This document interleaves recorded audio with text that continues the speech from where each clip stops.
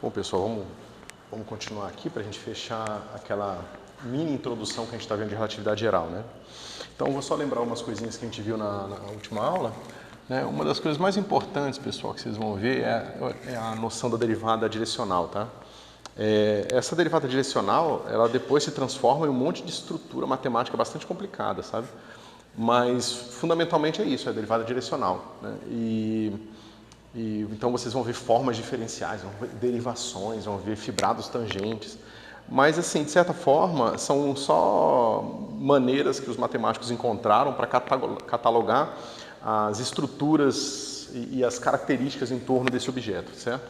Então, o que a gente viu na aula passada é que a gente pode fazer o seguinte: tem a derivada direcional de uma função f, a gente viu que esse cara aqui vai ser dado pelas componentes aqui do nosso vetor, né? A gente chamou de v, soma sobre I de 1 até 3, de V, componente x, né, do V, dx de f, certo?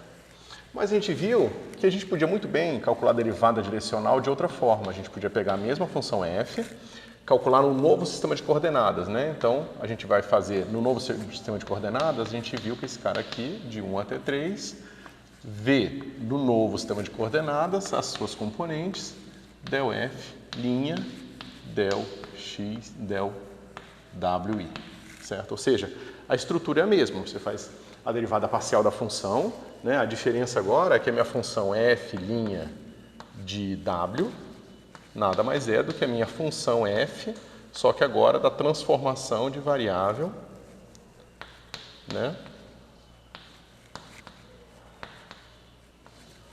Ou seja, eu pego a minha função antiga e uso a transformação das coordenadas novas para as antigas para transformar na função nas coordenadas novas, certo?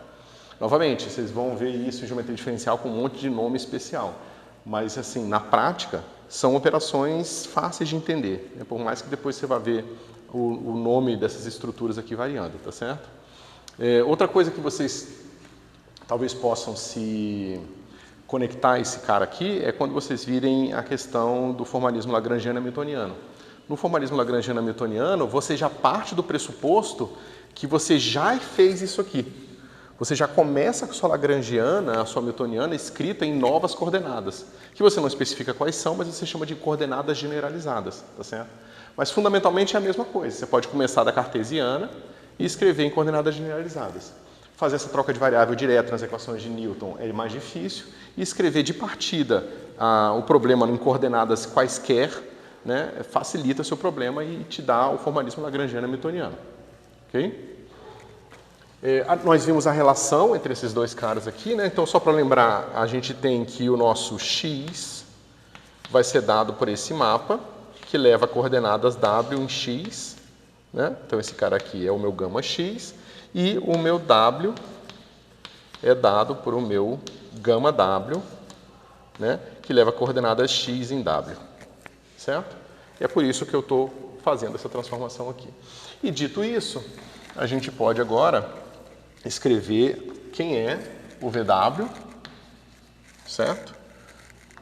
Em termos do Vx. Então, a gente tem um somatório de J de 1 até 3, e aqui a gente vai ser D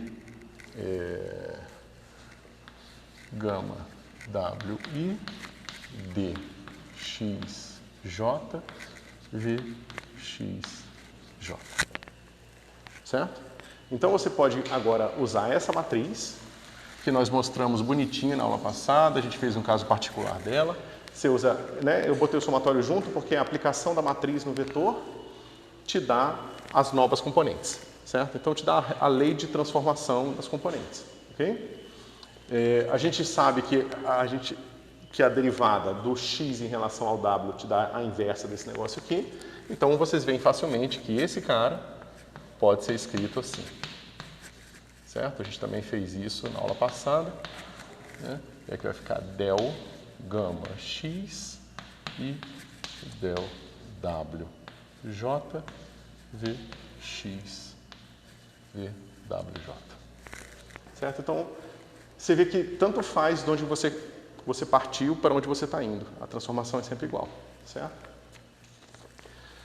Então, vocês vejam, aqui mais para vocês começarem a memorizar, tá vendo essa estrutura? Esse cara, ele conecta com DDX, então você nunca vai mais esquecer agora como é que faz essa transformação, porque quando tem um VX aqui, significa que tem que ter DDX aqui para estar conectado esse índice com esse índice aqui, certo? E se vocês começarem a perceber, existe um padrão na posição dos índices, certo? Vocês podem ver que o índice aqui, o índice que está no denominador em cima, ele é equivalente ao índice embaixo, certo? E a convenção de soma de Einstein, que eu não vou introduzir, eu não vou usar, mas eu vou dizer para vocês, é que índices repetidos, então, por exemplo, eu tenho VI, vou chamar de UI, isso aqui seria equivalente a você escrever soma de I de 1 até 3 de VI, UI. Certo? Então você vê que quando o Einstein começou a trabalhar com essas coisas, ele percebeu que ele tinha que escrever somatório infinitas vezes, era um negócio muito complicado assim, chato de ficar fazendo o tempo todo. Então ele introduziu a convenção de soma de Einstein, tá? Que é quando os índices repetidos em posições diferentes implicam uma soma, certo? A gente não vai usar isso porque eu acho que isso ia confundir vocês, então eu vou continuar colocando os somatórios explicitamente aqui para vocês, tá? Mas é só para dizer que isso existe. Ok? Então vocês vejam, esse cara se transforma assim. O que a gente viu no finalzinho da aula é que a gente pode usar essas ideias para introduzir uma transformação na métrica. Então, basicamente o que a gente viu é que a nossa métrica calculada para as coordenadas W, coordenada KL, vão ser dadas assim. Soma de IJ, todos indo de 1 até 3, de del gama xi, del wk, del gama x, del wl, j, g, x e j. Certo? Então vocês vejam, as novas componentes nessa coordenada vão ser essas duas matrizes atuando nessa matriz aqui. É como se você botasse uma matriz em cada lado, tá certo? Você transforma a métrica com um sanduíche, né? Ou seja, você multiplica por uma matriz pela direita e uma matriz pela esquerda, tá certo? Aqui vocês vejam o seguinte, o índice que está em cima, ele é transformado com esse cara aqui, ó, conectado com o índice que está na derivada, né? A coordenada que está sendo derivada, que está derivando o gama. Aqui é o contrário, aqui eu estou transformando os índices que estão embaixo, conectando eles, ou seja, somando eles com os índices que estão no gama e não na variável que está sendo derivada, tá certo? É por isso que vocês vão aprender eventualmente que existem vetores covariantes e contravariantes, tá certo? Essas componentes aqui são chamadas de contravariantes e essas componentes embaixo são chamadas de covariantes, certo? Essa é uma noção geral de tensores. Vocês vão descobrir que se vocês tiverem um tensor complicado, R, I, J, K, L, e vocês fizerem uma transformação de coordenadas, então, é claro, a gente não vai entrar nesse nível de detalhe, mas o que vai acontecer é que todos os índices que estiverem embaixo vão ganhar uma matriz dessa.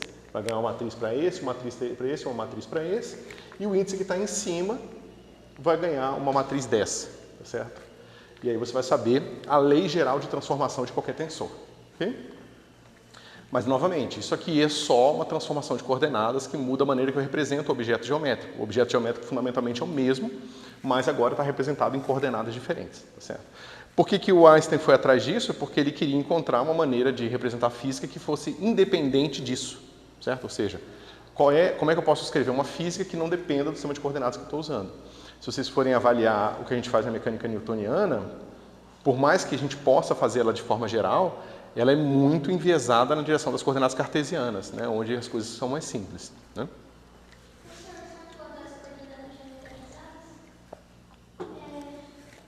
Isso aparece de forma já utilizada na lagrangiana.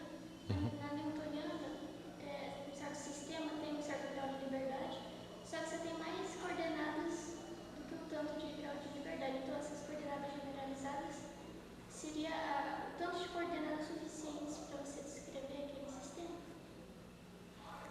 É porque, normalmente, as coordenadas generalizadas são usadas no formalismo lagrangiano e newtoniano quando você tem algum tipo de simetria, certo? Então, digamos que você tem um problema que está preso num círculo, certo?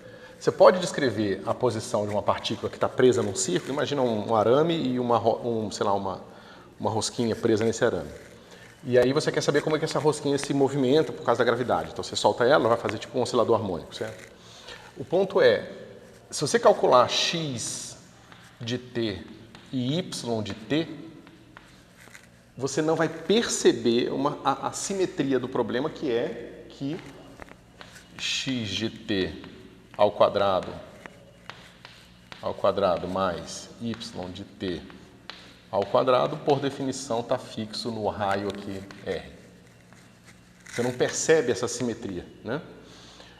É claro que esse aqui é um problema muito simples de ser tratado, porque a gente já vai direto para coordenadas polares, né? Colocando o centro das coordenadas polares aqui. Uma das coordenadas ela vai virar uma coordenada cíclica, né? Vai ser uma coordenada que não tem dinâmica, né? E aí você, de cara, consegue reduzir a dimensão do seu problema. Então, a gente está fazendo duas coisas com a coordenada generalizada. Você está já reescrevendo o seu problema em coordenadas quaisquer, com o intuito de adaptar o sistema de coordenadas às simetrias do seu problema para que você consiga tratar somente as coordenadas relevantes. Então, as duas coisas estão sendo feitas no formalismo lagrangiano-hamiltoniano, por mais que você não precise de uma para fazer a outra. Você pode simplesmente fazer coordenadas generalizadas e não se importar com as simetrias do problema. E você pode tratar as simetrias do problema sem usar coordenadas generalizadas e ter um trabalhão. Tá certo? É só para te dizer que as duas coisas estão sendo feitas. Okay? Mas cuidado, porque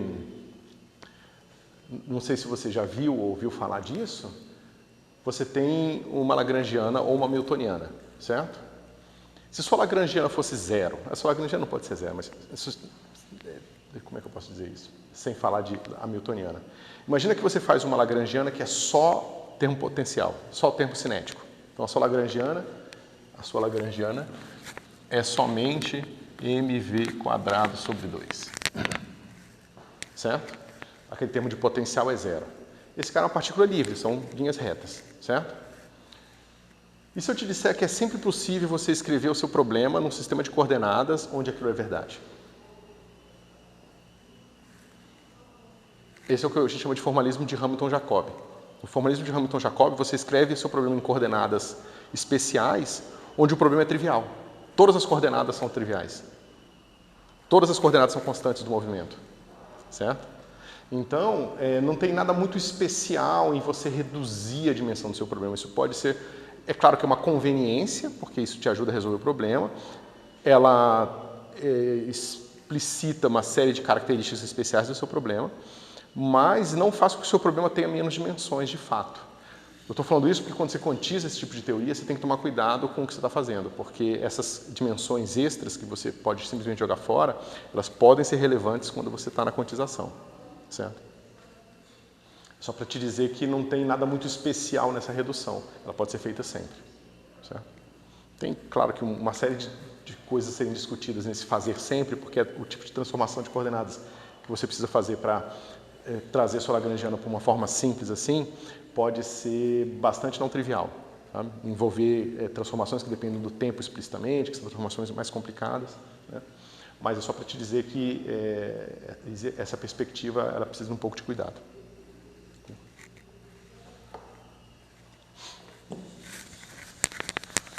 Bom, então a gente viu aqui vetores, né? Vetores com componentes contravariantes, a gente tem objetos com componentes covariantes, tá certo? E isso aqui te dá uma maneira geral de você tratar tensores em várias coordenadas diferentes, certo?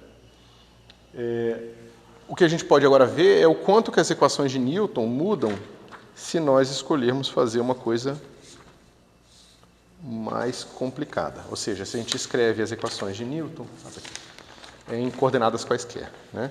Então vamos lá. A gente sabe que x, é igual à força. Aí eu vou escrever aqui a força, vou fazer assim para ficar melhor, tá? Componente I, derivada duas vezes, vai ser igual a força, componente I também, certo? Dividido pela massa. Então é só uma maneira especial não muito especial de escrever as equações de Newton, certo? Agora, veja, eu sei que xi pode ser escrito como gama xi de w, certo? Ou seja, eu posso escrever essas coordenadas em termos das coordenadas novas. Mas então eu posso calcular derivadas. Digamos que eu tenho a mesma curva escrita em coordenadas x ou em coordenadas w. Então, esse cara aqui vai ser uma função do tempo, esse também vai ser uma função do tempo, eu posso calcular a derivada dos dois e ver como é que essa derivada aqui muda com essa derivada aqui, certo? Então, se a gente calcular dx e dt, ou botar ponto só mesmo, se eu calcular esse ponto aqui, vai ficar como, pessoal? Vai ser a derivada dessa função, vocês já viram derivadas parciais, então é a derivada dessa função em relação aos seus argumentos e a derivada do argumento em relação ao tempo. Então vai ser somatório de j indo de 1 até 3 de del gama x, del gama x i del wj ponto.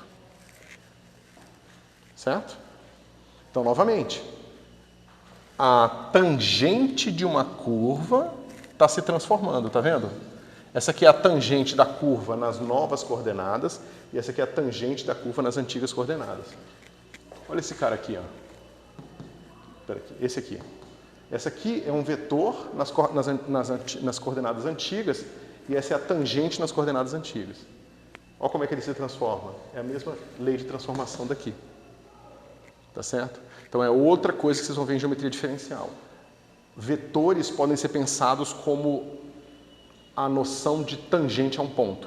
E por isso que a gente faz o fibrado tangente, que é esse espaço onde você cola em todos os pontos todos os possíveis vetores tangentes àquele ponto, certo? Formando o fibrado tangente. Então, novamente, esse objeto especial aparece aqui, ok? Agora, vamos lá. Se a gente calcular a próxima derivada, o que vai acontecer? X, 2 pontos, I, vai ser igual a somatório de J de 1 até 3. Aí eu vou ter regra de Leibniz. São duas funções do tempo, porque aqui dentro tem um W que depende do tempo. Então, a regra de Leibniz diz a derivada desse vezes esse, mais a derivada desse vezes esse. Eu vou começar com a derivada desse. Então, vai ficar assim. Del gama xi, del wj, w, 2 pontos j. Muito simples. Aqui tem uma derivada, agora que tem duas. Agora, com a regra de Leibniz, eu preciso da derivada desse vezes esse. Mas a derivada desse é, novamente, uma função de 3 coordenadas, que depende dos 3 w's, que eu preciso derivar em relação a todos os w's, depois todos os w's em relação ao tempo. Então, vai ficar mais derivada segunda de gama xi, del... Opa! Deixa eu apagar aqui para ter espaço para o somatório. Então, agora eu vou precisar uma soma sobre K, de 1 até 3, de del 2 gama I, x, del WK, del WJ, K e J. Certo? Então, agora eu tenho essa coisa mais complicada aqui, que depende da derivada segunda, tá certo? E agora eu tenho a minha aceleração nas coordenadas antigas. A aceleração nas coordenadas antigas é fácil, a gente já tem ela aqui, ó. Então, a gente pode escrever assim. F x i sobre m vai ser igual a soma de j de 1 até 3 de del gama xi del wj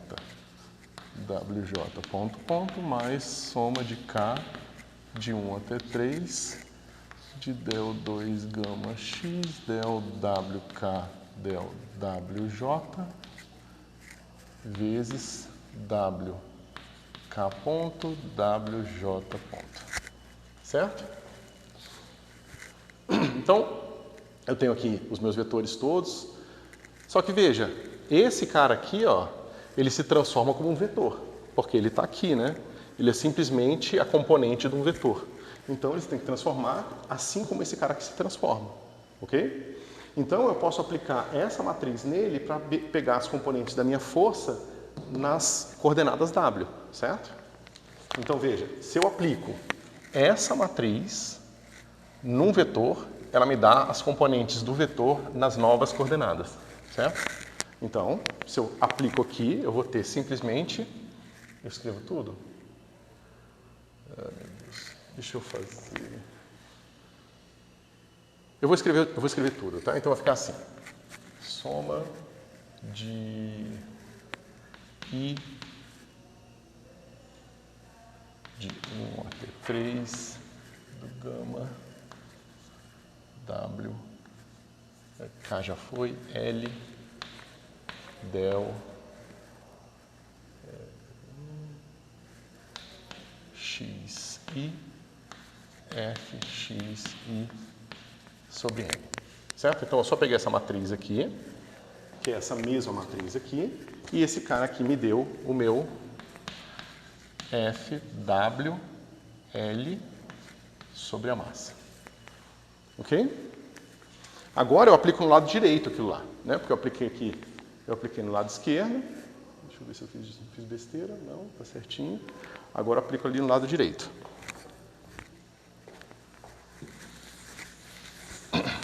E eu vou obter o seguinte.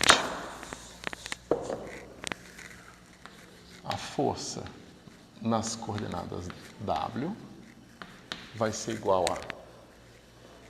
Ó, essa matriz aqui, que é a WX, essa aqui é a XW, dá a inversa disso aqui. Então esse cara dá o próprio WJ, certo? Então vai ficar assim, ó. W e 2 pontos. Vocês concordam? Eu sei que foi um pulo um pouco longo, mas é porque senão vai ficar muito comprido isso aqui. Então veja, essa matriz, IJ, junto com a matriz, peraí, tinha que ser L. L. Então, a matriz IJ multiplicada pela matriz LI vai dar aquele delta de Kronecker LJ, tá certo? Quando você soma sobre J, vai sobrar só o L, tá certo? Então você veja, força é igual a massa vezes aceleração, só que agora com a seguinte adição. Eu tenho aqui um termo complicado, eu não vou escrever ele todo porque não importa pra gente agora, tá certo? Mas eu tenho um termo complicado atuando no W K.W J. Certo? Então vocês vejam que a gente partiu de uma equação de Newton para chegar numa outra equação qualquer, tá certo? Essa equação qualquer, você pode pensar que você joga esse cara para o lado esquerdo e esse cara que vai ser uma nova força, tá certo?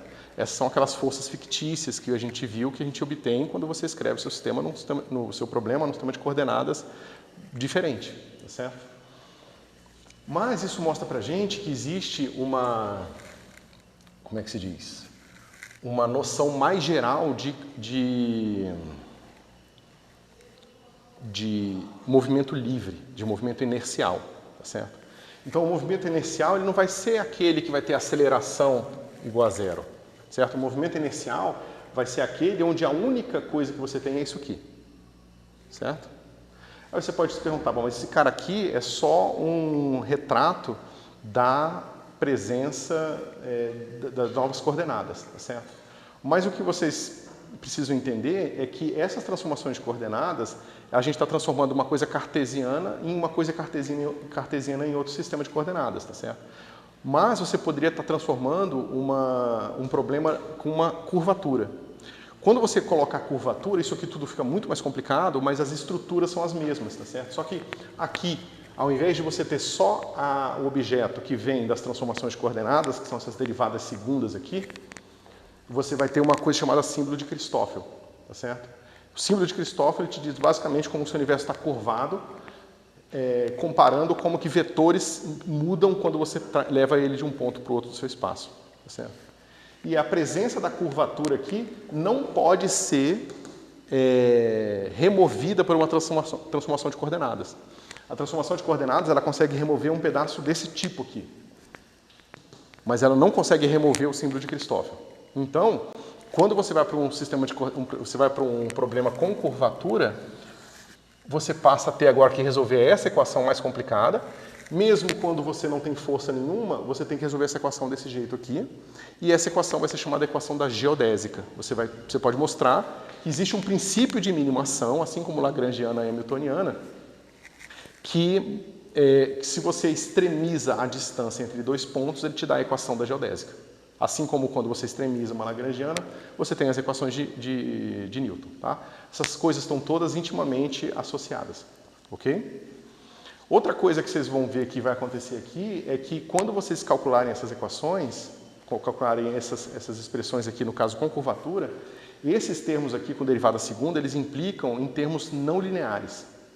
Ou seja, você vai ter produtos desses símbolos de Christoffel, tá certo?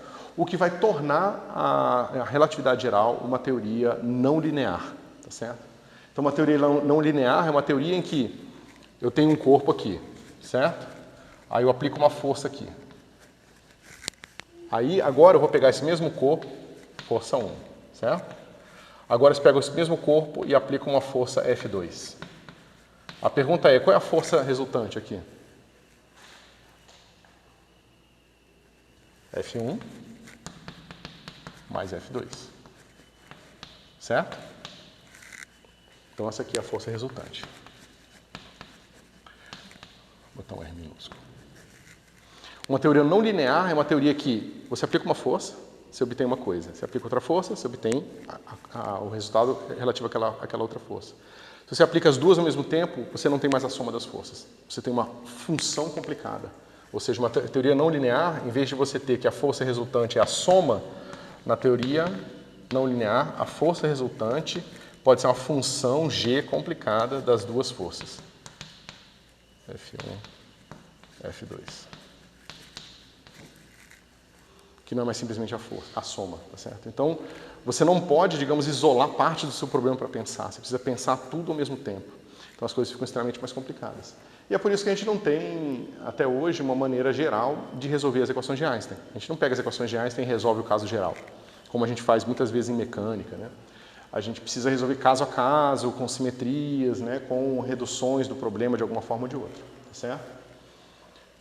Ok. Bom, pessoal, então isso aqui é uma rápida introdução à relatividade geral. Eu quis trazer os aspectos mais importantes. Então, a gente falou da força de maré, que é aquilo que distingue um referencial acelerado de um sistema onde você tem, de fato, gravitação. Tá certo? A gravitação está presente na existência de forças de maré. Tá certo? A gente viu como que a gente pode chegar lá. A gente consegue chegar lá falando de transformação de coordenadas. Só que existe uma coisa que eu não falei aqui, que é a questão do transporte paralelo, que é muito complicada, então não cabe nesse curso, tá certo? Mas é basicamente você falar o seguinte, quando você faz mecânica, a gente sempre fala assim, né? Eu tenho aqui um vetor aqui, um vetor aqui. Aí você fala, qual é a soma desses dois vetores aqui? Aí o aluno fala, bom, aí eu boto esse cara na origem, boto esse cara na origem, somo esses dois vetores. Agora, quem disse que você pode fazer isso? Quem disse que um vetor num certo ponto tem o mesmo significado se você levar ele para outro ponto? Então, como é que vocês podem ver isso? Imagina que você está na superfície de uma esfera. Então, você está aqui, você é uma formiguinha na superfície da sua esfera. Aí você fala, bom, para frente, para mim é aqui. Digamos que a formiga está apontando nessa direção. Então, ele vai falar o seguinte, bom, eu vou andar nessa direção aqui, certo? Quando ela chegar aqui no Polo Sul, ela vai estar apontando para mim. Ela estava apontando para a parede, ela chegou no Polo Sul, ela está apontando para mim, certo? Agora, digamos que ela ande de lado aqui, por exemplo. O que vai acontecer se ela chegar aqui? Ela vai apontar na mesma direção. Então, esse vetor trazido para cá, é esse ou é esse? Certo? Quando você está no espaço tridimensional euclidiano, cartesiano, essa ambiguidade não existe, porque não importa como você traga o vetor, ele sempre chega igual. Você traz o vetor para cá, você pode caminhar em qualquer direção, entendeu? Essa ambiguidade precisa ser resolvida com uma escolha de como transportar paralelamente. O que é o transporte paralelo? né? Quando você escolhe o que é o transporte paralelo, você quebra essa ambiguidade. Você fala, bom, se eu trouxe o meu vetor por aqui, ele chega assim. Se eu trouxe por aqui, ele chega assado. Então você tem um conceito de transporte que quebra a ambiguidade, você escolhe como fazer corretamente os seus transportes, certo? Quando você faz isso, você vai encontrar que essas equações todas vão ficar diferentes. A gente fez um pouco dessa conta lá atrás, quando a gente quando a gente calculou a mudança no eletromagnetismo devido a maneiras diferentes de relacionar o passado e o futuro, certo? Então lá, de certa forma, tinha presente uma certa questão de transporte. E esse transporte que vai fazer essas equações ficarem diferentes e vai ter mais termos ali na nossa força, que vai ser o símbolo de Christoffel, que vai representar esse transporte paralelo num dado sistema de coordenadas, tá certo? E aí você pode perguntar, bom, mas por que então que a teoria de Einstein é uma teoria métrica? Porque eu falei para vocês que é uma teoria que se baseia na métrica. E aí agora eu estou falando para vocês que a ambiguidade é no transporte paralelo.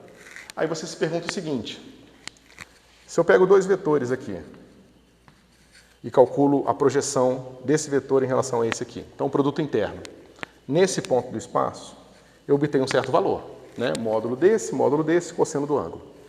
Agora, se eu transporto os dois vetores para cá, eles vão chegar diferentes, porque o transporte paralelo pode ser não trivial. E eu posso calcular, usando a métrica desse ponto, o produto entre esses dois vetores. A pergunta é, se nós impusermos que aonde eu calculei o produto interno tem que ser irrelevante, o quanto disso fixa o meu transporte paralelo? E a resposta é praticamente 100%. Se você desconsidera uma possibilidade que é uma coisa chamada torção, então você garante que o seu transporte paralelo é totalmente fixado pela sua métrica. Então, no momento que você diz como que é a métrica e que o transporte paralelo tem que ser compatível com a métrica, você fixa o transporte paralelo. Por isso que as equações de Einstein têm a ver com a curvatura, que tem a ver com o transporte paralelo, que é fixado pela métrica. Então, você acaba com uma equação de segunda ordem para a métrica. Tá certo? E é por isso que agora, quando você fecha todas essas contas aqui, você encontra uma equação chamada equação de Einstein, que relaciona a curvatura, escrita como função e derivadas da métrica, em termos do conteúdo material. Assim como você tinha na força da gravitação de Newton, a força como uma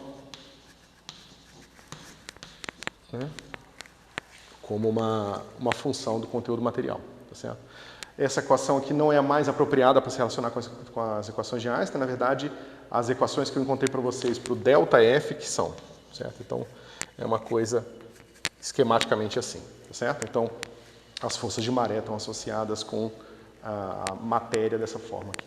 Ok? Beleza, pessoal? Então, isso aqui foi aquela introdução rápida à relatividade geral que eu tinha falado para vocês que a gente ia fazer. Aqui a gente já falou tudo, a gente falou dos conceitos mais importantes, de transporte paralelo, dos tensores covariantes contra variantes, a gente falou da força de maré, a gente falou do princípio de equivalência, tá certo? A gente falou do princípio da covariância, que é que o seu problema ele tem que ser igualmente representável, igualmente no sentido de que não muda o conteúdo físico, em qualquer sistema de coordenadas. E foram os princípios que guiaram Einstein, né? Além da relatividade restrita que a gente viu anteriormente. Ok? Alguma dúvida? Vamos passar então para o próximo item que a gente vai ver nas últimas semanas do curso, que é uma introdução à cosmologia.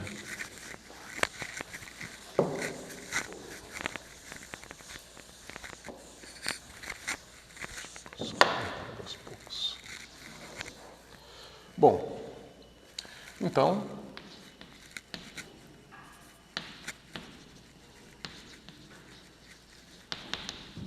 cosmologia. Então, o estudo da cosmologia é um estudo bastante diferente da física em geral, certo? Por que ele é diferente? Porque a cosmologia está mais para uma arqueologia, ela está mais para um estudo historiográfico, né? Você vai pegar observações e evidências do passado e você vai tentar montar uma história, como se você fosse um detetive tentando descobrir o que aconteceu numa certa ocasião, né? Então, você tem as evidências, você tem os indícios e você tenta encontrar uma história que explique os indícios, tá certo? Mas veja, a história, se você não coloca nenhuma restrição sobre ela, ela pode ser qualquer história. Você vê alguns indícios, você fala, a cadeira estava ali. Por que a cadeira estava ali? Você pode inventar qualquer explicação, não tem nenhuma razão para você escolher uma explicação sobre a outra. Quando você começa a colocar mais vínculos na sua história, ou seja, a cadeira estava lá, mas não tinha ninguém na sala e ela estava ali antes. Então aí você começa a ter mais restrições para fazer aquela explicação. Não pode ser mais uma pessoa que levou, tem que ser outra explicação. Qual ela poderia ser? Qual poderia ser ela? Então, na cosmologia, é basicamente o que a gente faz. A gente olha para a história do universo através das observações astrofísicas. Então, a gente olha para as estrelas, olha para as galáxias, a gente olha para a distribuição de galáxias no céu, a distribuição de estrelas, a quantidade de luz que não vem das estrelas, a quantidade de luz que vem do próprio universo, que a gente vai falar daqui a pouco, e tenta contar uma história que satisfaça as leis da física, certo? Então, a gente precisa contar uma história. A história ela precisa seguir as leis da física. Então, para alguma coisa seguir as leis da física, a gente precisa saber o que são essas coisas e quais são as leis da física que são importantes, certo? Então, a gente precisa saber o que é o universo, no sentido do que ele é constituído, tá certo? E como que o universo constituído de tais constituintes evolui, certo? Uma vez que eu sei como é que um universo evolui, eu falo, bom, se o universo era assim, ele evolui para isso. Se ele era de outra forma, ele evolui para esse outro. Eu pego as restrições que eu tenho a partir das minhas observações e tento vincular aquela classe de universos que eu descobri sua evolução àquelas observações específicas, tá certo? Então a gente chama a cosmologia de uma ciência observacional, porque a gente observa o passado e usa as observações do passado para vincular os possíveis modelos cosmológicos, certo? Então a gente vai tentar responder algumas perguntas, né? A gente vai responder qual é o conteúdo material, tá? Do universo. Conteúdo material, pessoal, é tudo, tá? Mesmo aquilo que não tem massa, mesmo fóton é conteúdo material, tá?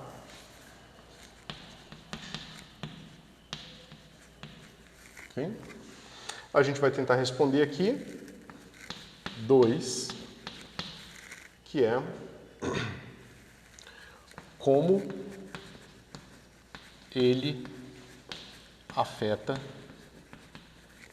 sua evolução.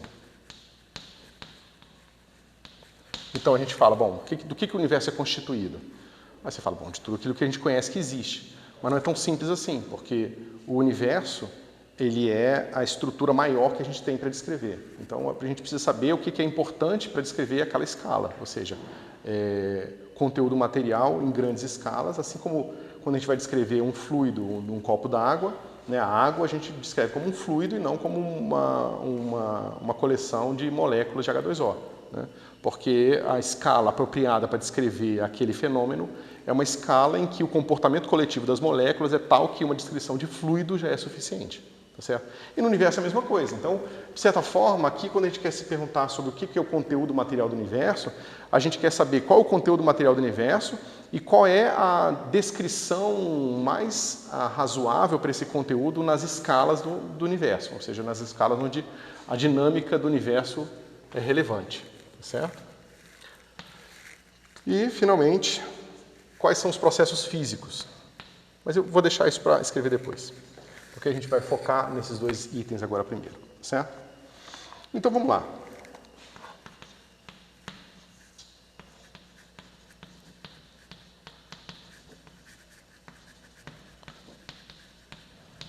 Bom, o conteúdo material do universo são aquelas coisas que a gente já conhece. Né? Então, vamos dizer que aqui é o nosso universo. Okay? Eu pego um quadradinho pequenininho do meu universo aqui e olho ele aqui com zoom. Bom, o que eu vou ver aqui dentro? Dependendo desse tamanho do universo e o tamanho do meu quadradinho, o que eu vou ver aqui são galáxias.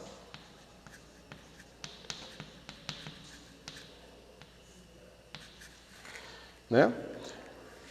Ou seja, o universo ele vai ser constituído de uma série de coisas, mas nas maiores escalas que a gente observa o universo, a gente não vai ver, por exemplo, um fóton individual ou um elétron. A gente vai ver um acúmulo dessas coisas todas né, um acúmulo enorme dessas coisas, de forma que o que eu vou ver como uma partícula vai ser uma galáxia, né, vai ser uma nuvem de gás, certo? Ou seja, o que eu vejo nessas escalas, assim como quando eu olho para o copo d'água eu vejo a água líquida, né, quando eu olho para o universo, eu vou ver agora esses maiores objetos possíveis, certo? Aí eu posso fazer o seguinte, qual é a densidade do universo aqui? Certo? Como é que a gente pode calcular a densidade do universo? Eu pego as galáxias que tem aqui dentro dessa caixinha, certo? Pego o tamanho da minha caixinha e defino o seguinte, eu falo que a densidade nesse quadradinho é igual à soma das massas dividido pelo volume do quadradinho, esse volume aqui, né? E eu digo que essa é a densidade do universo nesse ponto aqui. Agora eu posso andar pelo meu universo inteiro e calcular essa densidade em vários pontos. Eu pego um ponto, faço um quadradinho, calculo todas as galáxias que estão lá dentro, somo as massas, divido pelo volume. Isso vai dar uma densidade naquele ponto. É basicamente o que você faz quando você vai definir um fluido, como a água dentro do copo. Você olha para um pedaço do copo, um pedaço do fluido, na verdade é um monte de moléculas de H2O ligada, você vai pegar quantas moléculas de H2O, pega a massa dessas moléculas, divide pelo volume, isso dá a densidade da água naquele ponto. Se tiver mais pressão, aquelas moléculas vão ficar mais próximas umas das outras, a densidade é maior. Se tiver menos, vai ser menos e assim por diante, certo? E todos os processos termodinâmicos que vocês já viram podem acontecer, né? Você pode ter a água se transformando em gás, você pode ter a água se transformando em um sólido, tá? Em geral, em física, a gente chama tudo isso de fluido, mesmo que não seja como água, né? A gente pode chamar esse gás também de fluido, tá certo? É uma nomenclatura que fica um pouco vaga, ok? Então, o que a gente vê em pequenas escalas? Né? Em pequenas escalas, então a gente tem um fluido. Né? Esse fluido ele vai ter algumas características importantes para nós, que vai ser a densidade de matéria, de energia, a pressão, né? E a velocidade do elemento de fluido. Né? Então você pega o seguinte, você pega esse quadradinho aqui, aí você tem um monte de galáxias, essas galáxias todas têm uma velocidade aqui, né? As galáxias estão todas se movendo em alguma direção. Eu pego a soma dessas velocidades todas, somo, né? Pego a velocidade no centro de massa e eu vou ter a velocidade que esse quadradinho como um todo está se movendo. É claro que eu posso ter essas velocidades todas se anulando em média, né? Sendo iguais a zero, ou eu posso ter aquele quadradinho todo me movendo numa direção ou outra, assim como eu tenho num rio, os elementos do fluido estão se movendo, né? Por mais que a água do rio ela está com uma temperatura diferente de zero, então a água não está sólida no rio. Então as moléculas elas estão se movendo aleatoriamente dentro do elemento, mas o elemento como um todo está se movendo também. Assim como no universo, o elemento do meu universo pode se mover também, tá certo? Tem um movimento médio lá, dado por essa velocidade aqui, tem a pressão e tem a densidade de energia aqui do meu elemento, ok? Bom, então, em escalas pequenas,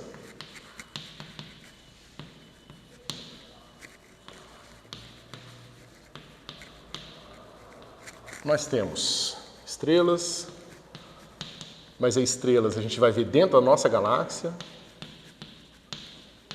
Estrelas, a gente vai ver galáxias, né? Nós vamos ver vazios. Então, os vazios vão ser importantes. Se a gente olha para o universo e vê um lugar que não tem nada, a ausência de matéria também é uma coisa importante para a gente, tá certo? E a gente vai ver aglomerados dessas coisas, aglomerados de estrelas, aglomerados de galáxias, aglomerados de galáxias, né? Que vão ser os reais aglomerados.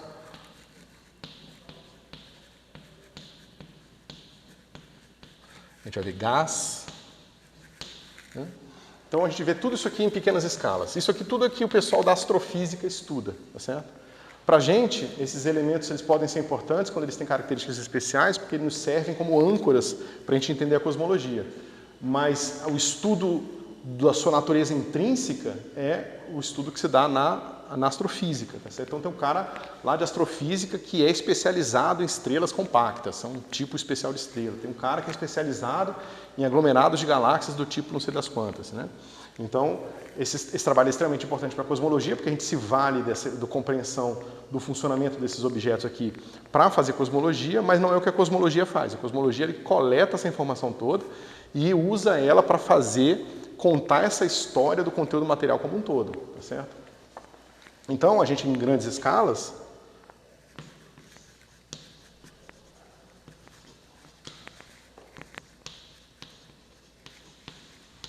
a gente só vê o fluidos, né?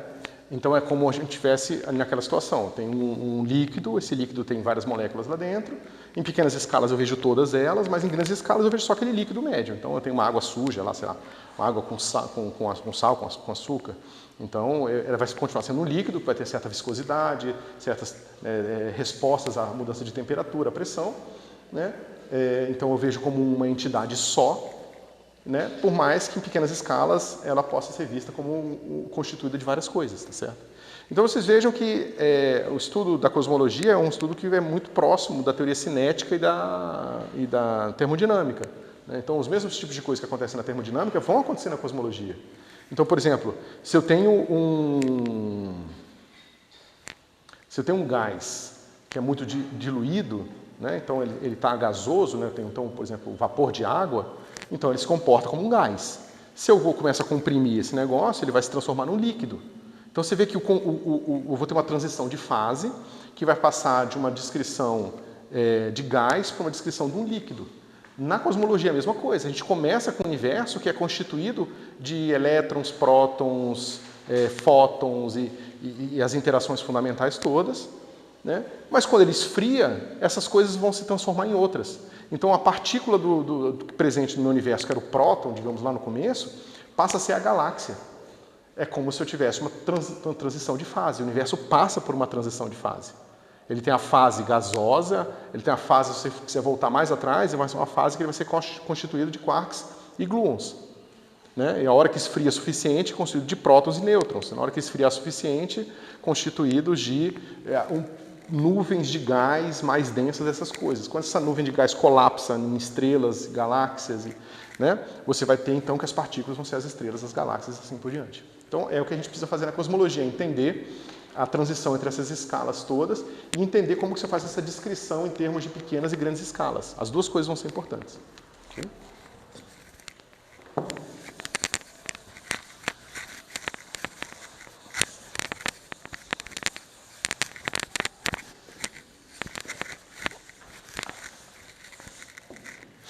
Bom, agora a gente precisa de um pouco mais que isso, né? Porque só isso aqui diz pra gente o que tem no nosso universo. Agora, como que essa coisa está distribuída? Se não tiver nenhuma regra, se a gente não tivesse nenhuma maneira de descrever de forma simplificada o conteúdo material, a gente teria que estudar as equações de Einstein e ver todas as possíveis soluções. Se a matéria tivesse distribuída assim, como é que seria a solução? Seria assim. Se tivesse distribuída de outra forma, como é que seria? De outra forma. Então, a gente teria um trabalho enorme e provavelmente a gente não teria avançado tanto. Né? O que a gente faz quando a gente se encontra nesse tipo de situação? Quando você está fazendo física e você tem muitos caminhos possíveis. Né? Você faz o que a gente chama de uma hipótese de trabalho. Né? Você usa algum princípio, né, que você acha razoável, mas que não é nada demonstrável. Não é uma coisa que você demonstra de primeiros princípios, é um princípio que você aplica porque você acha razoável. E então a gente aplica o princípio de Copérnico. Então, Copérnico. Então, qual é o princípio de Copérnico? Né? Então, naquela discussão do heliocentrismo, né, se a Terra é o centro do universo, se o Sol é o centro do universo, a gente acabou percebendo que a melhor descrição para a física, né, é uma descrição onde a Terra não é o centro do universo. Ou seja, a gente não ganha nada na física em colocar um sistema de coordenadas fixo em cima da Terra. Né? A gente não tem nenhuma simplificação, a gente não tem nenhum tipo de lei da física que é especial para a gente. Né? Então a gente tem uma certa dose de humildade que veio do princípio de Copérnico de tirar a gente do centro do universo. Certo? Você pode botar o Sol no centro do universo, mas logo você vai perceber que também não é muito especial. A posição do Sol, a velocidade do Sol, nada dele é muito especial. Você poderia tentar botar a nossa galáxia numa posição privilegiada, mas novamente nossa galáxia está dentro de um aglomerado de galáxias que também não tem nada de especial sobre ele, certo? Então, aparentemente, não tem nada de especial onde nós estamos. E o princípio de Copérnico, então, a gente usa na cosmologia para fazer a extrapolação disso. Por isso que é um princípio, porque é uma extrapolação de uma observação, de que não existem lugares privilegiados no universo, certo?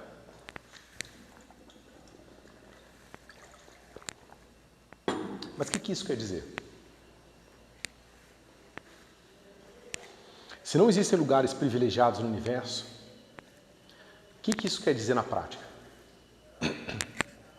Alguém tem uma ideia? Se não tem nenhum lugar privilegiado aqui, nessa sala,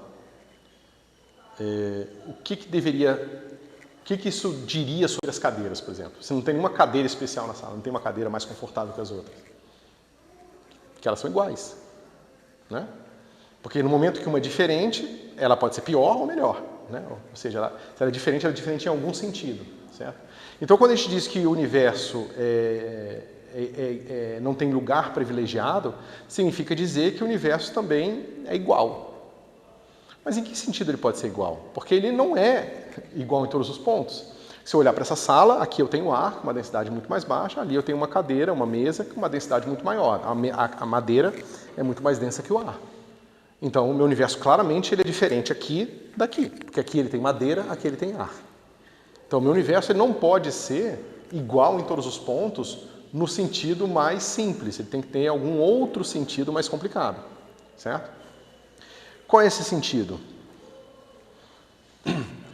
Bom, eu pego o meu universo e eu já vi que se eu pego aqui a sala de aula, dentro desse cara aqui, eu tenho variações, certo? Ou seja, a sala de aula varia porque você tem variações de densidade, sem falar de outras coisas todas, o tipo de constituinte e tudo mais. Mas se eu pego aqui a densidade de todas as coisas aqui, a massa de todos os objetos que estão dentro da sala, somo essa massa toda e divido pelo volume da sala, eu tenho um certo número. Como essa sala tem coisas com densidade maior, se eu pego esse mesmo quadrado aqui no ar ali, a densidade lá vai ser praticamente só a densidade do ar, e aqui a densidade vai ser maior porque tem coisas dentro dessa sala. Então, se eu pego a densidade média num volume do tamanho da sala, eu continuo com coisas que variam muito de um ponto para o outro, certo? Mas se eu for aumentando esse meu quadrado aqui, ó, se em vez de eu pegar só a sala, eu pegar a sala e o quarteirão não, toda a universidade, ou se eu pegar a universidade e toda a cidade, ou não, se eu pegar todo o planeta, ainda continua inhomogêneo, porque o planeta Terra é muito mais denso do que o espaço vazio do lado dele. Então, se eu pego o meu quadrado e coloco numa posição que engloba o planeta e calculo a densidade, se eu calcular do lado, a densidade varia muito. Agora, e se eu aumento o meu volume para incluir todo o sistema solar? Continua variando, porque o sistema solar tem um certo vazio e o outro sistema solar. Então, eu preciso aumentando esse meu quadrado, certo? Até uma hora que eu vou chegar num quadrado grande o suficiente e vou ver que eu tenho uma certa densidade ρ aqui. Né? Vou chamar aqui ρtil. Aí eu vou pegar qualquer outro ponto do universo e vou pegar um quadrado de mesmo tamanho, certo? E vou calcular esse ρtil linha aqui. Eu vou descobrir que quando eu chegar com quadrados da ordem de lado, né, 100 megaparsec, eu vou encontrar que o meu ρtil é igual a ρtil linha. Aproximadamente. Certo? Então, a gente tem observações astrofísicas que corroboram o princípio de Copérnico nesse sentido muito especial. Quando você vai para volumes muito grandes, olha, vamos lá, um parsec, que é uma medida de distância que a gente usa em cosmologia, é aproximadamente 3,26 anos-luz.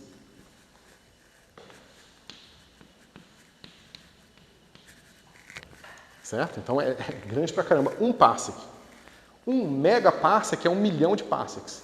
Então são 3 milhões de anos-luz. tá certo? Então, quando a gente observa o universo num volume de 3 milhões de anos-luz, ele tem uma certa densidade aqui. Aí eu olho para cá, num volume de 3 milhões de anos-luz, tem a mesma densidade. Eu olho para lá, a mesma densidade. Então a gente mede o universo e, de fato, isso aqui acontece. Ele fica homogêneo e isotrópico. Vamos chegar em homogêneo e isotrópico. Ele fica homogêneo nesse sentido aqui especial em grandes escalas. Certo? Então, não existe lugar privilegiado no universo. Tá, bom. Em que sentido? Em sentido de que, na média, em grandíssimas escalas, a densidade média do universo é a mesma. Aí você poderia pensar, bom, mas é só a densidade média? Porque, veja, a gente pode ter a densidade, mas a gente poderia ter a pressão ainda variando, a gente poderia ter uma velocidade variando. A gente descobre não. A densidade é a mesma, a pressão é a mesma e a velocidade é zero. Então, quando você olha o universo em enormes escalas, ele é como se fosse um grande bloco de média igual que simplesmente está caindo livremente, né, com a geometria do universo. Certo? Esse é o que a gente chama de fluxo de Hubble, né, que é justamente esse fluxo que foi medido pelo Hubble lá em 27, acho que foi o Lemaitre em 27, o Hubble em 28, alguma coisa assim, em 1900, e eles perceberam que o universo estava caindo dessa forma, né? Então, a gente usa o princípio de Copérnico, né? E do princípio de Copérnico a gente tem coisas que corroboram ele, que são essas observações, mas veja, essas observações tem sempre um tio aqui, é sempre uma aproximação, né? A gente não tem certeza absoluta disso. Então, por exemplo, tem trabalhos científicos que se faz hoje em dia para procurar pequenas variações nesses números aqui para ver se eles indicam algum tipo de quebra de simetria, tá certo? Outra coisa interessante disso, pessoal, é o seguinte. Eu acabei de falar para vocês que se você olhar para o universo, você vai ver assim, ó, pegar o tempo e pegar o espaço. Aí você pegar aqui um volume de 100 megaparsec, é uma densidade que está simplesmente igual aqui, com a pressão igual e com velocidade igual. Então ela está só caindo aqui, ela está só viajando no tempo aqui, ó. Certo? Não tem movimento aqui nenhum. Mas se não tem nenhum movimento aqui, não tem nenhum movimento em relação a um referencial especial, que é o referencial onde não há movimento. Certo? Se eu mudar de referencial, o que eu vou ver agora? Eu vou ver o meu universo, ao invés de eu vê-lo assim. A gente acabou de ver com as nossas noções de relatividade restrita, que eu vou ver esse universo assim. Ou seja, esses mesmos volumes de 100 megaparsec agora em movimento numa certa direção. Então é engraçado, né? A gente, no começo do século, olha para a relatividade, olha para o eletromagnetismo e fala não pode ter um referencial especial. Aí o Einstein formula a relatividade restrita.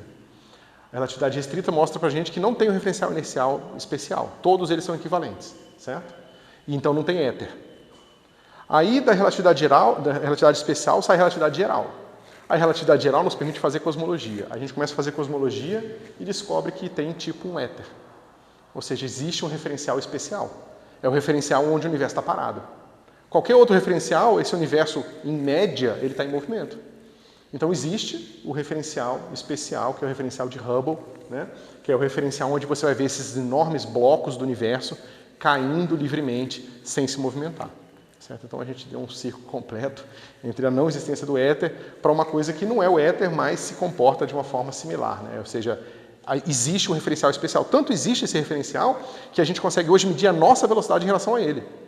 Porque a gente mede uma coisa chamada radiação cósmica de fundo. Essa radiação cósmica de fundo está parada em relação a esse referencial especial. E a gente vê um efeito Doppler dela.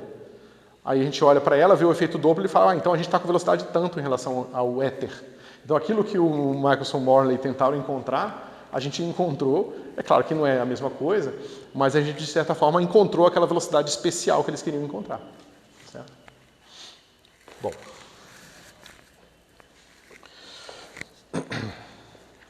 Ok.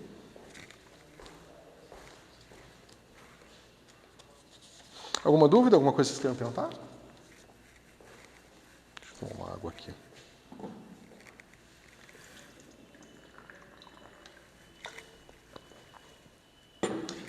Bom, além da da distribuição de matéria do universo, tem uma outra coisa que a gente observa. Então, a gente está aqui no planeta Terra e você pode medir luz que vem de fora, certo? Então, você tem aqui os fótons que estão vindo aqui de várias direções, certo? Como eu falei para vocês, existe o efeito Doppler. O efeito Doppler, ele muda a frequência desses fótons aqui, dependendo de quão longe você está e a velocidade relativa que você está daquele emissor e do observador, certo? Agora, imagina o seguinte, imagina que foi década de 60, então, sei lá, uns 80 anos atrás, o pessoal começa a medir essa luz que está vindo do universo e encontra uma radiação que vem nessa direção, com aproximadamente 2 Kelvin de temperatura. Então, os fótons têm uma certa temperatura que não é nada mais do que uma curva, certo? Então, o que é essa curva? É o número de fótons com uma certa frequência. Então, eu posso olhar para uma região do céu, pego um espectrógrafo, né, e ele vai medir só os fótons que têm uma certa faixa de frequência. Aí eu conto quantos tem aqui. E eu monto essa curva aqui. Certo? Essa curva aqui é o número de fótons que vem com uma certa frequência. Dependendo de como essa curva se alarga aqui, eu associo isso a uma temperatura. Tá certo? Os detalhes disso não são importantes agora. É só para vocês pensarem que eu olho para uma região do céu, conto todos os fótons que vêm, pego quantos fótons tem com uma certa energia, quantos com outra energia, quantos com outra energia, monto uma curva e tiro uma temperatura. Certo? Aí, o ser humano monta lá um telescópio que não era feito para isso e começa a apontar ele em todas as direções. Aí ele vê que nessa direção vem um fóton com 2,7 Kelvin. Não é, eles mediram muito pior que isso, tá? A gente depois botou um satélite no espaço e mediu isso aqui com precisão. Mas, o que nos importa agora, digamos que eles mediram tudo com 2 Kelvin aqui. Qual é a explicação que a gente consegue dar para isso? Não importa para onde você aponte. Se você tiver um detector com precisão suficiente, agora você pode ir lá, olhar qualquer direção do céu, que você vai ver essa temperatura aqui. Você vai ver esses fótons com essa temperatura. Que explicação a gente pode dar para isso?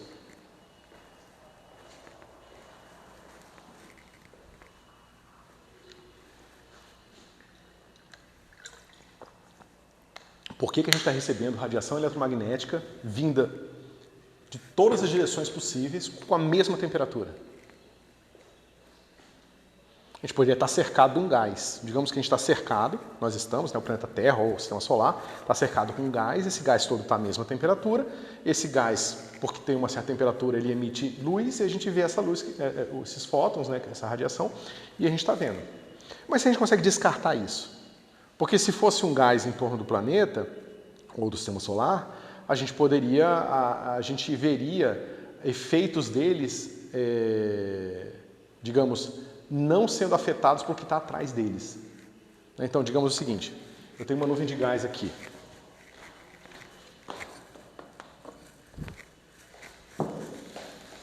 Ó, o planeta Terra está aqui. O planeta Terra está aqui. E aí eu estou supondo que tem uma nuvem de gás aqui, que está cercando e está mandando esses fótons para o planeta. E é isso que explica por que os fótons estão com a mesma temperatura, certo? Só que é o seguinte, o planeta nosso Terra está aqui e aqui eu tenho uma estrela, certo? Se a minha estrela está aqui, eu vou ver essa luz, mas eu vou ver a luz da estrela também. Até aí nenhum problema.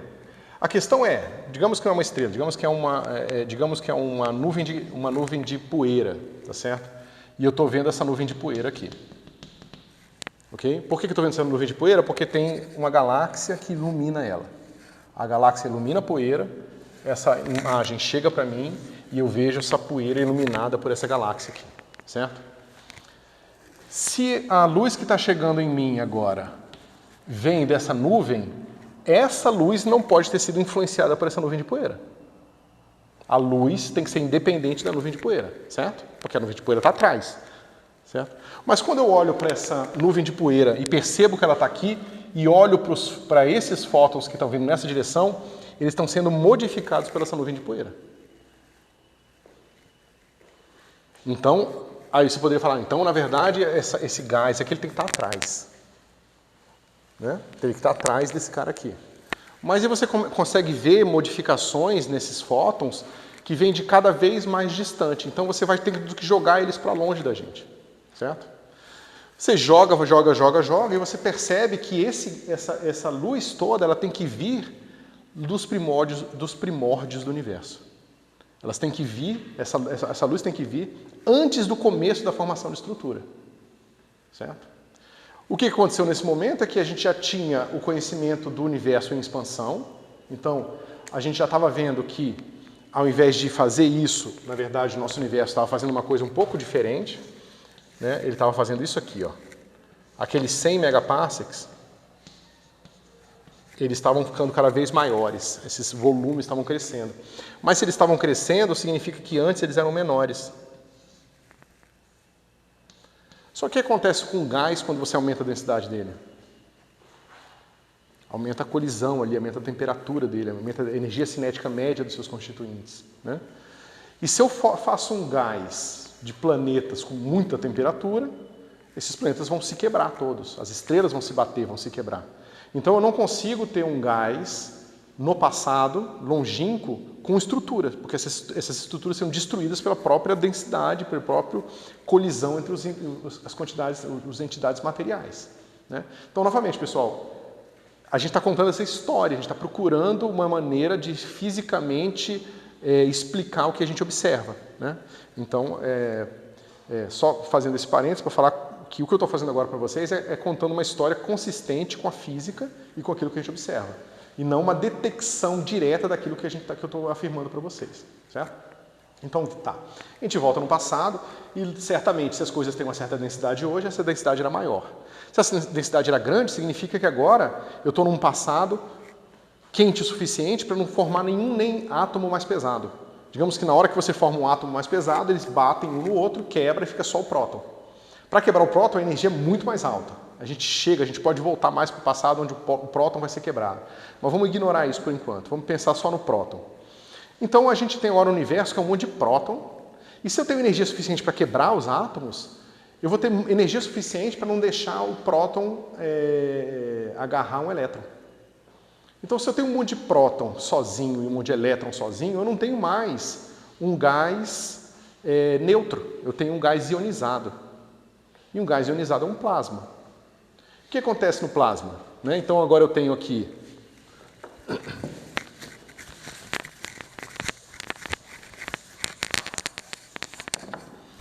um gás nessa caixinha aqui, que é constituído por prótons e elétrons, né? Prótons e elétrons. E eu tenho um monte desses caras aqui dentro do meu gás.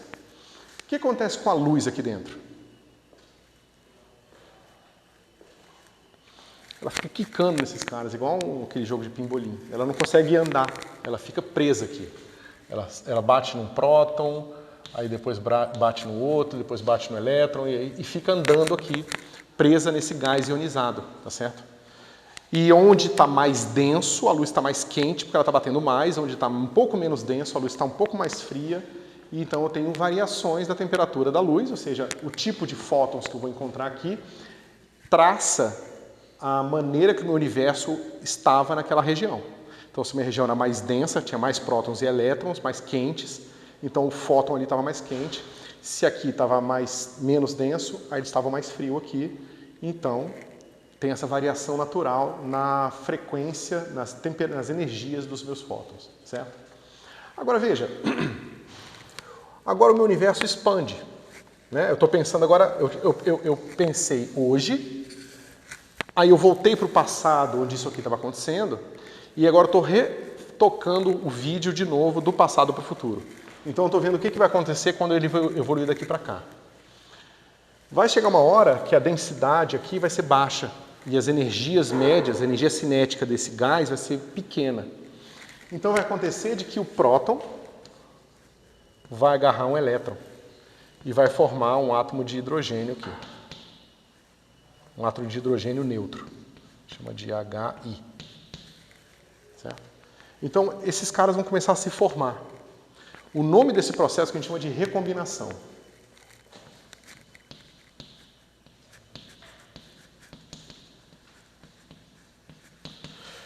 Bom, acontece a recombinação. os prótons vão agarrar os elétrons. O que acontece com esses fótons que estão quicando aqui?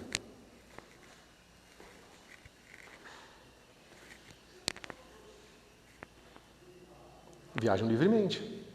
Porque agora, quando você forma um átomo neutro, você não tem mais essas cargas elétricas aqui, cargas elétricas negativas e positivas, elas não vão mais afetar o espaço longe dela. Vai ter só um momento de dipolo. Mas o momento de dipolo é muito mais fraco do que o momento de monopolo.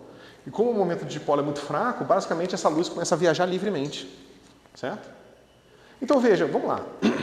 Eu estou aqui no planeta Terra e recebi um fóton que veio de muito longe. Ele veio da época que o universo era opaco.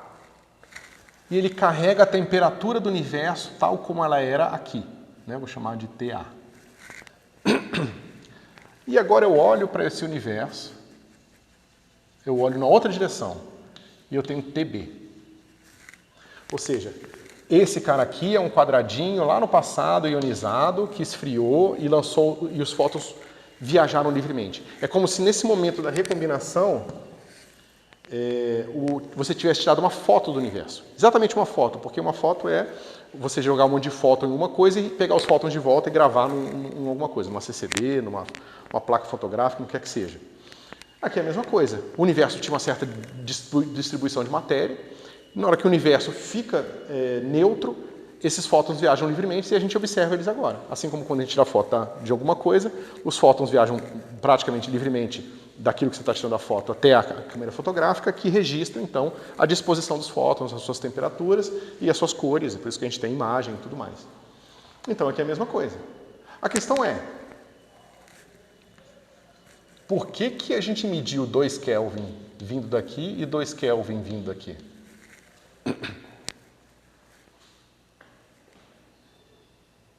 É porque, basicamente, o gás aqui tinha que ter propriedades iguais ou muito parecidas com o gás aqui. Então, quando a gente olha... Veja, e esses caras aqui vieram de muito longe. Né? 13 bilhões de anos-luz. Esses caras... cada braço desse aqui. Muito longe. E tinha a mesma temperatura. Significa que o nosso universo, lá no passado, ele tinha a mesma temperatura nessa faixa inteira aqui, ó. Ou melhor, nesses 2 quadradinhos aqui. Então o nosso universo já era homogêneo, isotrópico lá atrás, lá no passado. E essa comprovação aqui do princípio de Copérnico com a estrutura de galáxias é muito mais próxima, muito mais recente do que esses 13 bilhões de anos-luz aqui. Né? Isso aqui é muito mais antigo. É uma relíquia de um passado muito longínquo do universo, que já era homogêneo isotrópico. Então isso corrobora ainda mais fortemente o princípio de Copérnico. Além de ser um negócio fantástico, né? Se vocês quiserem, não sei quão caro seria comprar um negócio desse, mas se vocês quiserem medir agora esses fotos, eles estão lá. Né? Não sei se algum de vocês chegou a pegar a televisão ainda de antena, mas a televisão de antena, quando você não tinha sinal nenhum, ficava aquele chiado, né? Aquela coisa preta e branca. Uma porcentagem daquilo é radiação cósmica de fundo. O nome dessa radiação aqui é radiação cósmica de fundo. Então todo mundo assistia um pouco de radiação cósmica de fundo quando ligava a televisão, não sintonizado em nada. Né? Então é fantástico. O fato de ela ter a mesma temperatura em todas as direções é uma corroboração ainda muito forte, tanto que é considerado provavelmente a medição física mais importante da cosmologia, a radiação cósmica de fundo, tá certo? E nos permite saber muito sobre o universo. Né? E como é que ela permite? A gente pode ir além, a gente fala, pera um pouquinho, se o nosso universo fosse exatamente homogêneo isotrópico, exatamente, a gente estaria numa situação estável, não teria nunca formação de estrutura. Porque, veja, se é exatamente igual, na hora que você esfriar o seu universo, ele vai ser mais frio, mas com a mesma densidade aqui, aí você pensa o seguinte, o que acontece com a força gravitacional no universo onde você tem um monte de pedacinho com a mesma massa? Você pensa assim, esse vai atrair esse, essa massa vai cair aqui e vai formar uma estrutura, né? Porque vai cair mais massa, vai ficar mais denso, vai formar uma estrela. Mas espera um pouquinho. Se eu tenho quadradinhos iguais no universo inteiro, então esse está atraindo esse, mas esse está atraindo esse está atraindo esse. Todos estão atraindo todos. Se você somar as forças todas, dá zero em todo mundo. Então, se a gente tivesse homogeneidade perfeita, por mais que isso seria uma situação instável, nós teríamos um universo que não formaria estrutura. Ele ia ficar simplão até o fim. Ele ia expandir, mas não ia formar nada, porque a gravitação ia puxar sempre de todos os lados e nada iria acontecer. Então, as nossas teorias prevêem que tem que ter uma certa variação nesses 2 Kelvin daqui e daqui. E as nossas teorias prevêem uma variação assim, 2,7. Por simplicidade, vamos falar 2,7. Então, 0, 0, 0, 10 menos 1, 2, 3, 4, 5. Aqui. O que nós fizemos? Construímos um satélite, colocamos ele no espaço para medir a 5ª casa depois da vírgula na temperatura da radiação cósmica de fundo.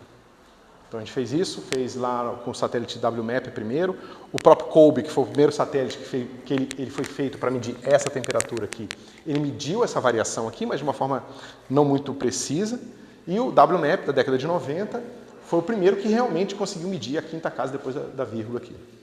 E a gente mediu, essa perturbação está lá. E ela é consistente com as nossas teorias de universo primordial. Então, o nosso universo é quase homogêneo isotrópico, isso funciona em todo ele, com pequenas variações. Certo? Aí eu pergunto para vocês, essa variação ela tem que estar associada à formação de estrutura. Se essa variação fosse maior ou menor, então, se a variação é maior, significa que eu vou ter um cara mais denso e um cara menos denso. Significa que o mais denso ele vai atrair rapidamente os caras que estão em volta dele para ele e vai formar a estrutura lá. Enquanto os menos densos vão perder matéria, porque ele tem menos força gravitacional, e vão se transformar em vazios. Então, a conversão de matéria em estrutura depende da amplitude da perturbação. Aí a gente pega essa amplitude da perturbação e evolui ela. Essa pequena perturbação vira uma perturbação maior, vira uma perturbação maior, maior, maior, até que ela é grande o suficiente para aquilo ali colapsar numa estrela, num buraco negro, num aglomerado, nesses objetos astronômicos, astrofísicos todos, certo? E as nossas teorias, elas são perfeitamente compatíveis com isso aqui. Se fosse mais para cá ou mais para cá, esse 1 não estaria consistente. Então, assim, é outra coisa fantástica. A gente pega a estrutura do universo durante a recombinação aqui, né? Calcula as pequenas perturbações do nosso universo, evolui aquelas perturbações usando física, então a gente resolve as equações, são as equações de Einstein, junto com as equações do fluido, que a gente vai, no caso, vão ser as equações de Boltzmann. Então a gente evolui o sistema de equações de Einstein mais equações de Boltzmann e vê como que as perturbações crescem. Aí a gente vê essas perturbações e compara com as observações astrofísicas. A gente compara com a distribuição de galáxias do universo e bate. Então agora, por exemplo, o telescópio do projeto que eu faço parte, que é o LSST, a gente está começando as medidas do primeiro ano, em que a gente vai medir a estrutura de distribuição de galáxias para colocar mais vínculos entre essa relação entre as perturbações originais do universo e a distribuição de galáxias.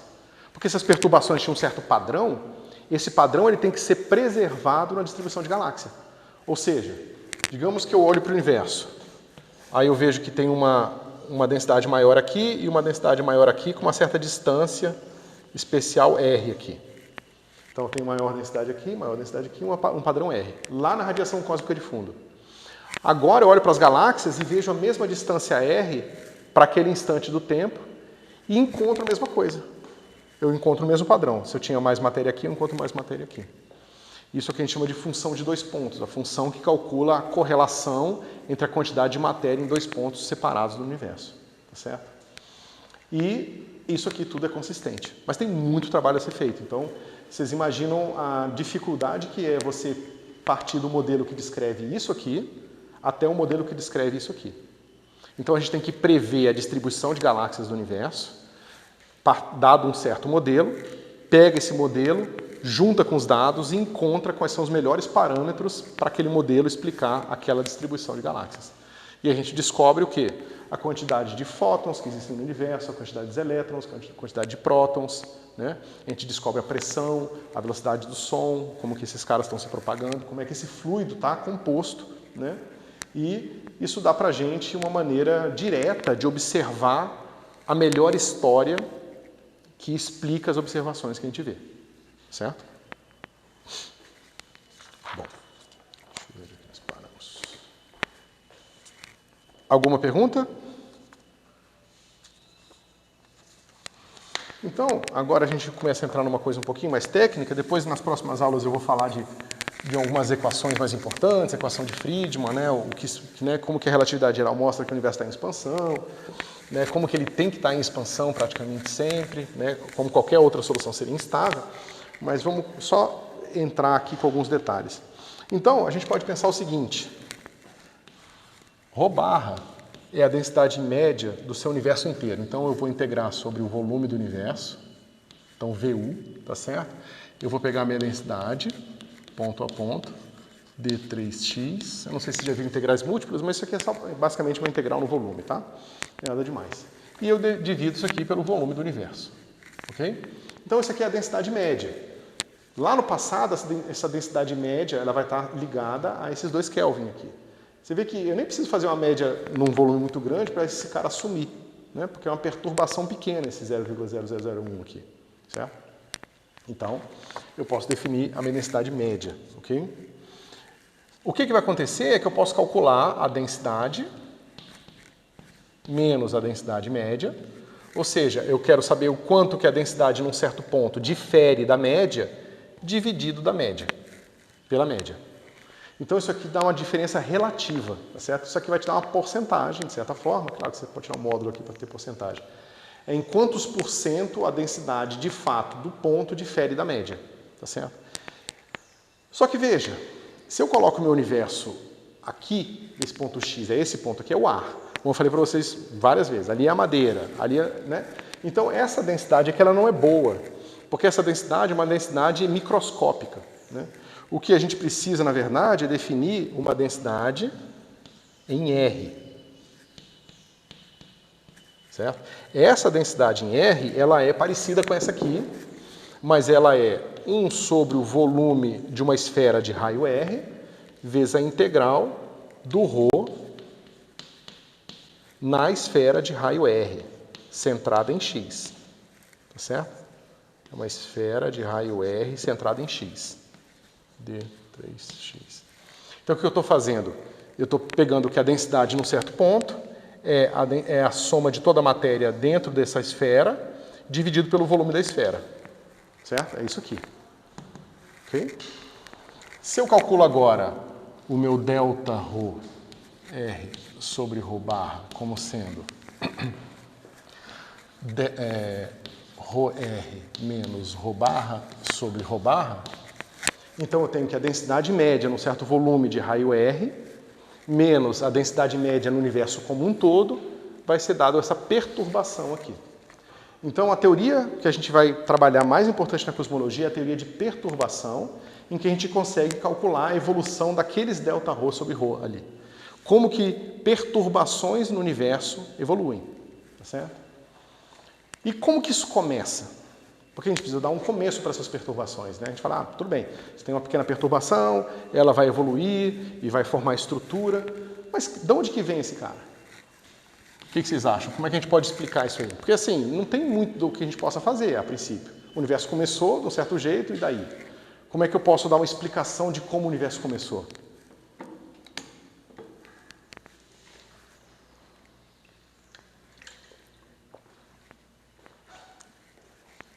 Para a gente responder essa pergunta, a gente precisa de ver mais um detalhe. Essas perturbações, a gente consegue ver como é que elas evoluem no tempo. Então, se elas cresceram hoje porque a matéria se acumulou, significa que no passado elas eram cada vez menores. Significa que esse 10 a menos 5 era cada vez menor no passado. Menor, né? Até certo ponto. Se eu vou para perturbações muito pequenas, uma hora eu posso chegar numa perturbação que é muito menor do que a variação quântica. A gente não viu lá atrás, no começo desse curso, que a gente tem um limite disso aqui, ΔX, ΔP é igual a menor, maior ou igual a H cortado sobre 2. Então significa que o meu universo ele pode ter uma perturbação cada vez menor, classicamente, mas vai chegar num ponto que o meu universo não pode ter uma perturbação zero.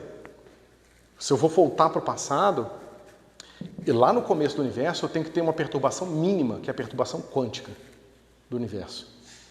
Então esse universo é todo homogêneo isotrópico, e ele flutua, mas ele tentou ficar mais homogêneo isotrópico que isso, mas ele flutua porque ele é quântico, porque tudo na prática, toda a matéria que a gente conhece, tudo é fundamentalmente quântico.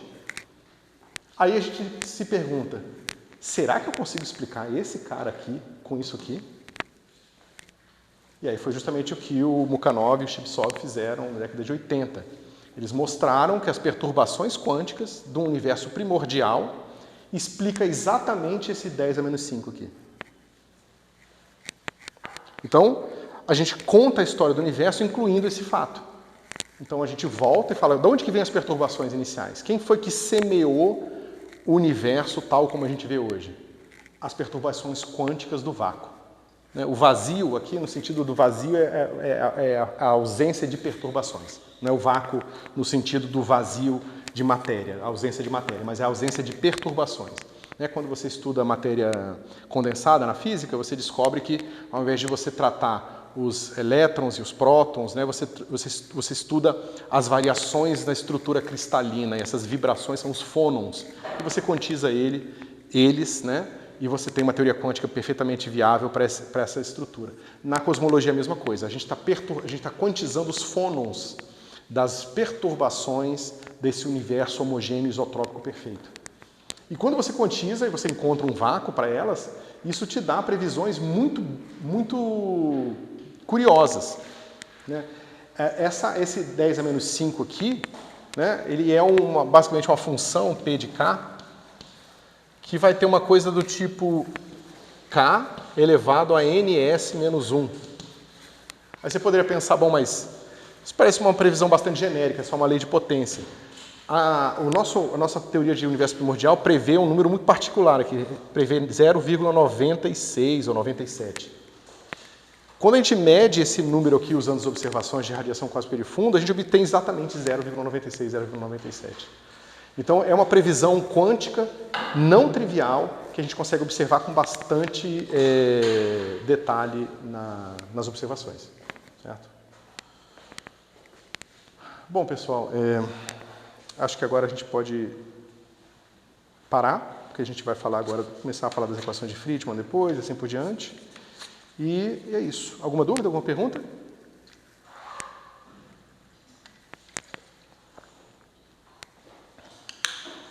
Não? Então, encerramos.